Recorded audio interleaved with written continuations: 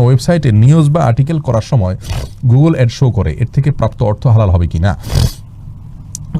যেহেতু এই অ্যাডটা আমাদের নিয়ন্ত্রণে না, বিধায় ইচ্ছাকৃত অ্যাডসেন্স করে এভাবে উপার্জন করা হালাল নয়। কারণ হলো সেখানে অনেক হারাম অ্যাড আসে, যেখানে মিউজিক থাকে, হারাম পণ্যের অ্যাড দেয় এবং মেয়েদেরকে সেখানে উপস্থাপন করা হয় বেপর্দাভাবে।